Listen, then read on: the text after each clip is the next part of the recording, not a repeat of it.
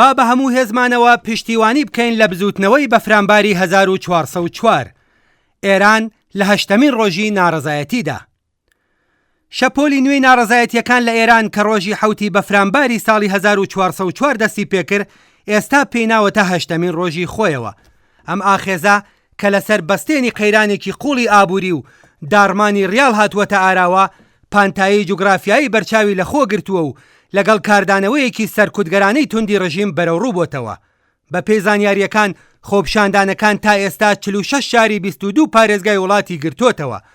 لە گەڕەکەکانی نارمەک، سادقیە و تارانپاس لە پایتەختەوە بگرا تا شارەکانی شیراز، کازرون، ئیسفەهان، مەشهەد، کرماشان، یاسوج، دەسفول، بجنورد و زابول و هەتت خەڵک ڕژاونەتە سەر شەقامەکان. بە گوێرەی راپۆرتەکان دۆخێکی ئەمنیەتی زۆر تند بەسەر شاری سنەدا زاڵ بووە و لە دوانیوە ڕۆی دوێنێەوە هێزە نظامیەکان جێگەی خۆیان داوە بە هێزە تایبەتەکانی سوپای پاسداران. کنترۆلی تند و لاوازکردنی بەرچاوی تۆڕەکانی ئینتەرنێت و بەشی پەیوەندیەکان ئیمکانی چاوەدێری سربەخۆ و دەست بەجێی دۆخەکەی گەلێک دشوار کردووە. سەرکوتی تند و تیژانەی ئەم ناڕەزایەتیانە تا ئێستا بووەتە هۆی گیان لە دەستانی لانی کەم 11 کەس لە شارە جۆرا و جۆرەکان. قوربانیان لە شارەکانی ئازنا، فولادشار، لۆردەگان، کوهدەشت، مەرفدەشت، کوار، هەرسین و دولفان بە تەقەی ڕاستەوخۆی هێزەکانی حکوومەت یان لە کاتی سەرکوتکردندا گیانیان لە دەست داوە. هەروەها دەیان کەسیش بریندار بوون و لانی کەم 119 کەسیش دەستگیر کراون. یەکێک لە راپۆرتە هەرە تاڵەکان سەبارەت بە مەلەکشاهی سەر بە پارێزگای ئیلامە. بە پێی هەواڵی سەرچاوە خوجەیەکان هێزە ئەمنیەکانی ڕژیم بە شێوەیەکی تند هێرشیان کردووەتە سەر کۆبوونەوەی هێمنانەی هاوڵاتیان، کۆبوونەوەیەکی کە پێک هاتبوو لە بنەماڵەکان و ژنان و منداڵان. عەلی خامەنەیی ڕێبەری کۆماری ئیسلامی لە یەکەم کاردانەوەی بەرامبەر بە ناڕەزایەتیەکانی ئەم دواییەدا خۆپشاندەرانی بە ئاژاوەگێر ناوبرد و وتی قسەکردن لەگەڵ ئاژاوەگێر هیچ سوودێکی نییە، ئاژاوەگێر دەبێت لەسەر جێگەی خۆی دابنرێت. ئەم هەڵوێستا زەمینەی سەرکوتی خۆش کردووە، بەڵام ئەو شێوە لێدوانە نەک هەر لە ڕووی هێزەوە نیە بەڵکو لە ڕووی داماویەوەیە. واقعیەت ئەوەیە کە تا ئێستا ناڕەزایەتیە جەماوەریەکان پایەکانی هێزی ڕژیمیان هێناوەتە لەرزە. هەرچەندە ئەم ناڕەزایەتیانە لەسەر بەستێنی قەیرانێکی قوڵی ئابووری و دارمانی ڕیال هاتووەتە ئاراوە، بەڵام ڕەگوڕیشەی زۆر لەوە قوڵترە.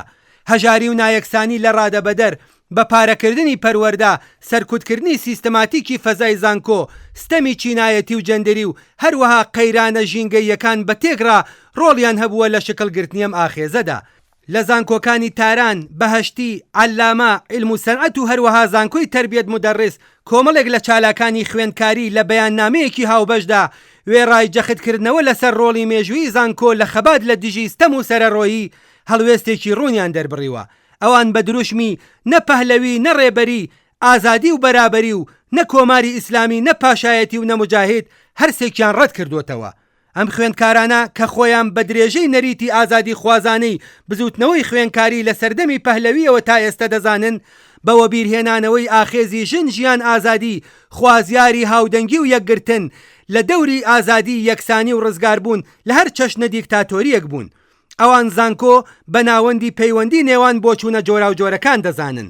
سندیکای کرێکارانی نەیشەکەری هەفتەپا، کومیتەی هەماهەنگی بۆ یارمەتیدان بە پێکهێنانی ڕێکخراوە سربەخۆکانی کرێکاری، کرێکارانی خانەنشینکراوی خوزستان و گروپی یەکێتی خانەنشینان لە ڕاگەیەندراوێکی هاوبەشدا ئەم دۆخەی ئێستەیان بە دەرەنجامی قەیرانێکی پێکهاتەیی قوڵ لە سیستەمی سەرمایەداری دەسەڵاتداردا وەسف کردووە. ئەم ڕێکخراوەیە بە جەختکردنەوە لەسەر ڕۆڵی کرێکاران، معەلیمان، ژنان، لاوان و نەتەوەستەم لێکراوەکان لە ناڕەزایەتیەکاندا ئەو سەرکوتە بەربڵاوەیان ئیدانە کردووە.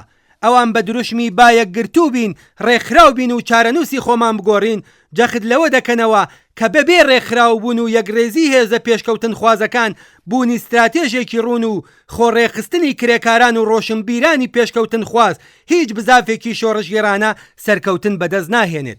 دایکانی پارکیلالەی ئێران لە بەیاننامەیەکی نوێدا ئاخێزی بەفرامباری 1404یان بە درێژکراوەی ناڕەزایەتیەکانی بەفرامباری 96، خەزەڵوەری 98 و بزوتنەوەی ژن، ژیان، ئازادی ناوبردووە.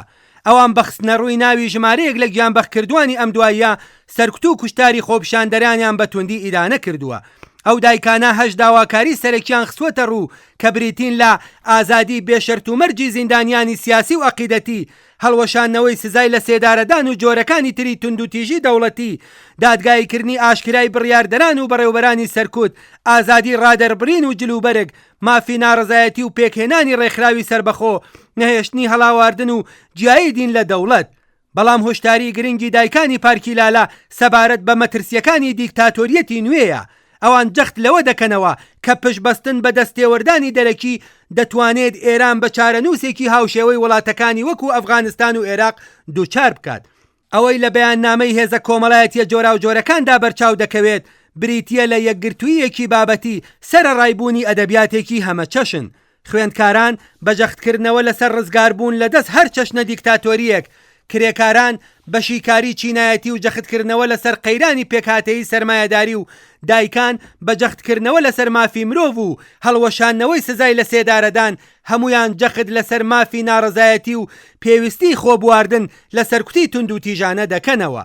ئەم هاوپشتیە لە نێوان هێزە کۆمەڵایەتیە جیاوازەکان لە خوێندکارانەوە بگرە تا ڕێکخراوە کرێکاریەکان، دۆکۆمنتاران، دایکانی دادخواز و چالاکانی سیاسی بە ئەدەبیاتێکی جیاواز بەڵام دەربڕی ئامانجی هاوبەش، یەکێکە لە تایبەتمەندیە دیارەکانی ئاخێزی بەفرامبار. لە کاتێکدا ناڕزایەتیەکان لە دەیان شار هەروە بەردەوامە، ئاسۆیان لە سایەی سەرکوتی سیاسی و خراپتربوونی قەیرانی بژێوی ژیاندا نادیارە. بەڵام هەروە بەتین و تەوەژمن سنووردارکردنی ئینتەرنێت و گوشارە ئەمنیەکان، کوژران و برینداربوونی خۆپشاندەران و دەستگیرکردنی بەربڵاو سەرجەم ئاماژەن بۆ ئیرادەی ڕژیم بۆ سەرکوتکردنی تونتر.